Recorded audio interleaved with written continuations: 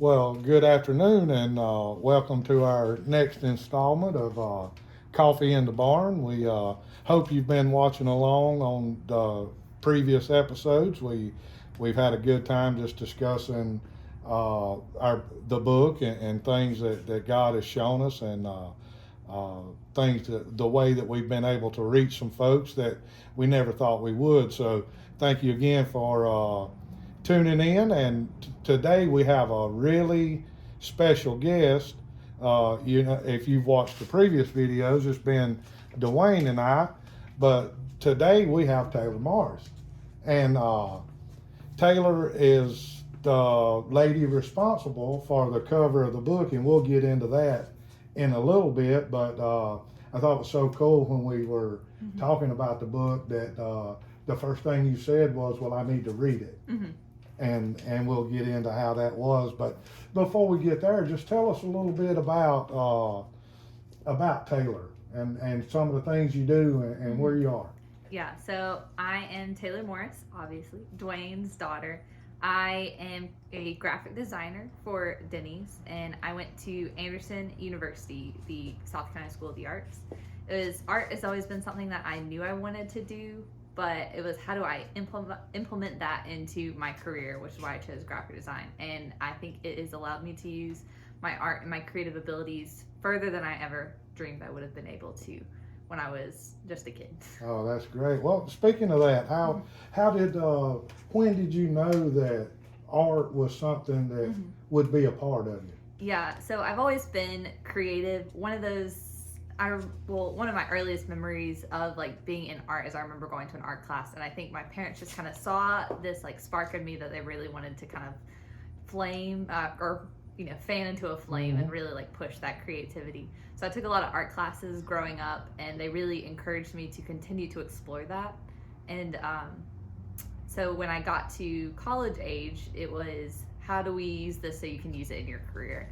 So that's when I kind of landed on graphic design. It was a little bit of pushing, and I just want to paint. Let me just be Right. in the studio. But I'm really glad they encouraged me to find a more practical application for it. Well, for the non-artist, as I am one, that really don't understand how does art influence your profession as a graphic designer? How is it Yeah. intertwined? Yeah, so as graphic design, you kind of have to know your colors. You kind of have to be able to think creatively. So, like with the book, I was reading the story and trying to find ways to kind of connect the story and make it a visual that would draw people in to want to read. So it's kind of like taking words and ideas and making it an actual visual.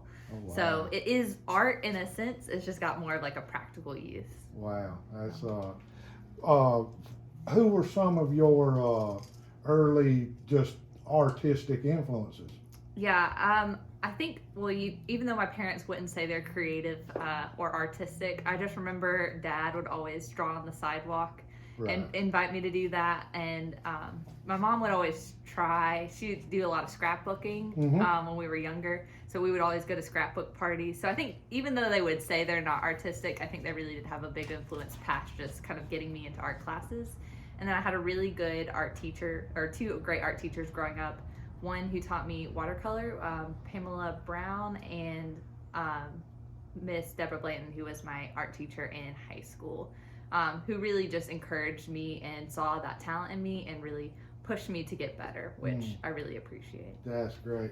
I have a cousin, and I think your dad has met her a time or two, and she went to College of Charleston and did the art, but she was more into pottery. Yeah. And I know art just kind of manifests itself in a lot of different ways. Yeah. But how did you know that the drawing or the lines and the colors was something that really spoke to you?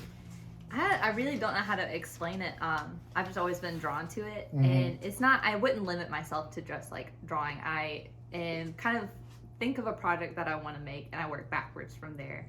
Oh, So if I want to make a sculpture, then I try to like, okay, what do I want the sculpture to be? And even if it's a material I haven't necessarily worked with before, I will try to figure it out. It might not go well, but it's all about pushing myself past my limitations. Well, you will know this. I remember reading somewhere, and again, artist, I am not, but I read one of the sculpture artists said that he takes a block of granite and removes everything that is not the statue. So I guess that kind of talks about working from back to front. That's good insight. That's why was art so important to you? I'm not. I guess it's just a God-given thing. There it is. There it is. Yeah. So, because I mean, I really would love for my family to really have the passion for art that I have, but it's just not there. So I really do think it was something that God put in me.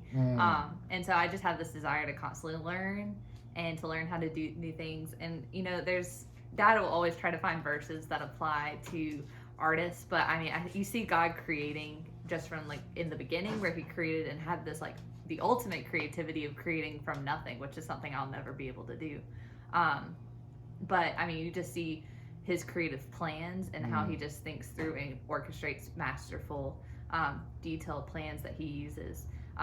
So I mean, even if it's not like a tangible artwork that God's creating, just like the whole story through the Bible and how he's working today, I would consider art in this song. Oh, wow. And for all of my preacher buddies, that'll preach right there. That is really beautiful because I speak to it a bit in the book, and me and your dad have talked about it a lot. You know, it's being here in the barn. I've told them before, if we open the door in the morning time, we can see the dew glistening in the hayfield, and it glistens to a level that it almost makes a rainbow in the grass. Yeah. And I love to look at that, and just sometimes I look at it like, I wonder what God was trying to get through to us when he painted a sunrise or a sunset, the ultimate canvas. And talk a little bit about, I've heard the term before and I don't really understand it, but they say that an artist sees the world from a different perspective, from an artist's eye. Yeah. What does that mean? Yeah, I guess I've always had that artist eye. I know my mom will give me a hard time because we'll look at two things very differently. Absolutely. So we see that in action, but I think we just can recognize beauty in almost anything. Wow. So I mean, even looking at like out the barn and seeing the landscape, it might not be dewy out there, but just seeing the different colors of the trees and then the grass, like it's not just flat. There's just so much unique beauty and detail that is out there.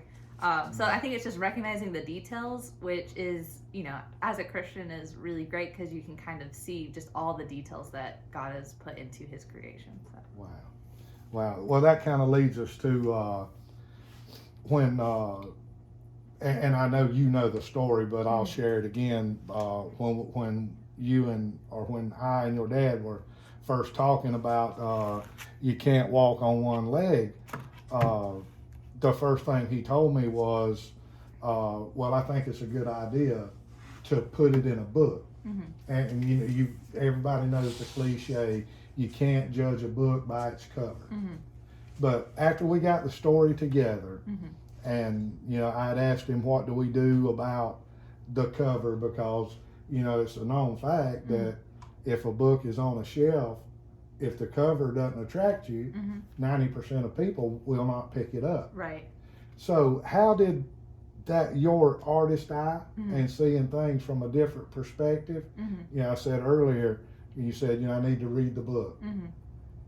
What was that process like to get to this cover? Yeah, so in reading the book, basically I just wanted to be able to see where you were coming from, because I mean, I could do many different covers, but it might not actually speak to the story. It might look good and it might bring people in, but what are they going to expect?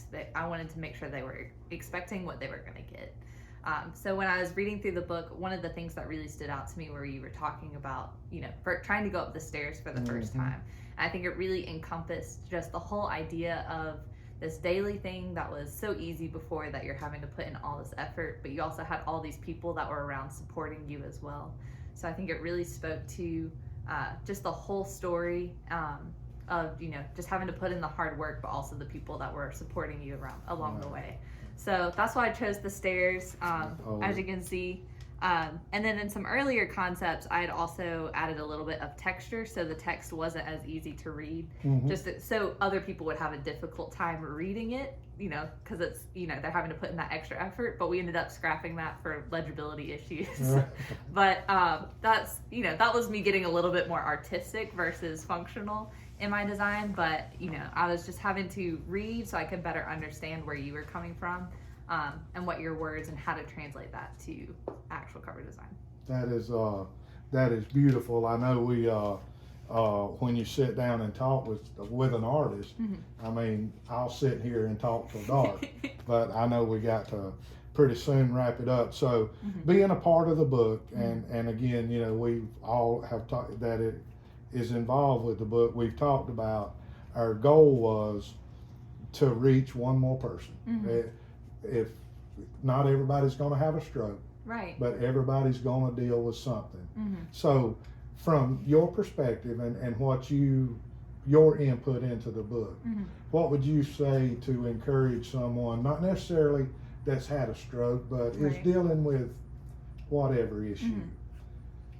From the book and just from Taylor Morris's, the artist, Taylor Morris's perspective, what would you say to encourage those folks that are dealing with issues? Yeah, I think the book really spoke well to just how we all kind of do go through struggles. They might not be as drastic as a stroke, but God puts us in those situations to really help us grow spiritually. In your case, help you grow physically, taking some steps back, humbling you and helping you kind of like work through and grow. And I think we can kind of use that as an example to look back at our own lives and our own situations and see how He is using those situations to help us grow into the people He ultimately created us to be. Wow. So.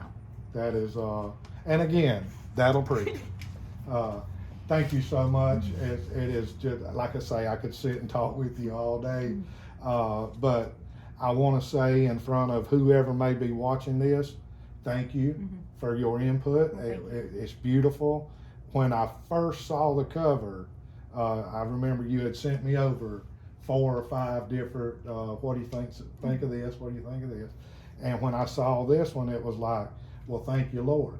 She spoke to exactly where I was and just brought it to fruition almost. So I want to personally say thank you for your involvement. Again, always make sure that you bring glory to God through your art, because not everybody is an artist. I wish I was. And just know that you really made this a lot better than I could have by myself. So thank you very much. Thank you.